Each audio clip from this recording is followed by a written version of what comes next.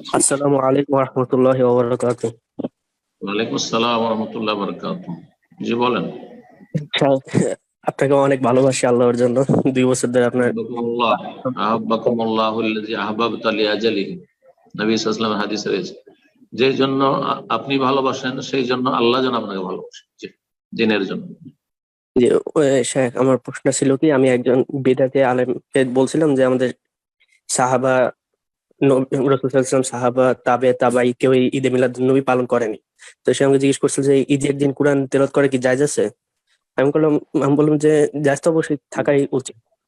ঈদের তবে দিনে এ ব্যাপারে হাদিস নাই কি যে ঈদের জিজ্ঞেস দিন করছেন? কোরআন মানে ওনাকে যখন বলছি যে ঈদে মিলাদুন বিদাত, তখন তিনি বলেন যে হুম ঈদের দিন যে কোনো ঈদে কোরআন তেলাওয়াত করা জায়েজ আছে কিনা।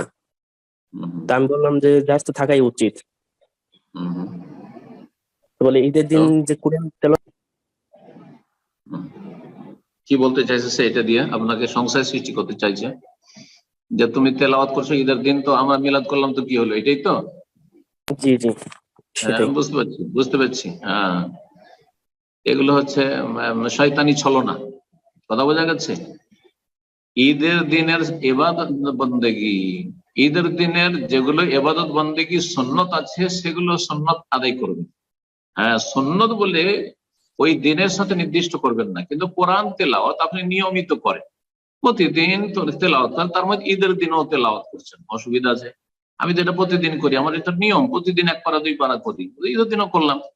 কিন্তু কখন বিদআত হবে? যখন ঈদের দিন, খাস করে যেহেতু আজকে ঈদের দিন বা ঈদের রাত, আরাফার দিন, আরাফার দিন তো ফজিলতের দিন, ঈদের দিন, ঈদের রাত, সেই জন্য আমি আজকে কোরআন তেলাওয়াত একটু বেশি করে করব, বা এত পারা অবশ্যই করব না, না এরকমটা করবেন না, তখন একটা বিদআতের আকার ধারণ করবে।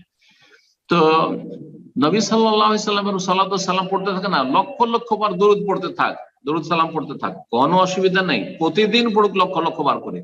কিন্তু 12 রবিউল আউয়ালে আমরা দলবদ্ধ হয়ে আমরা ইয়া নবী সালাম আলাইকা পড়বো, যেটার নাম মিলাদ মাহফিল, আর সেখানে বেশ কিছু উর্দু ফার্সি কবিতা পাঠ হবে, বালাগাল উলা বে কামালিহি পড়া হবে, কাশাফাত দোজা বে জামালি, এই সেই হবে, অনুষ্ঠান হবে, আর তারপরে জিলাপি বিতরণ হবে, এর নাম মিলাদ মাহফিল। এগুলো বেদাত।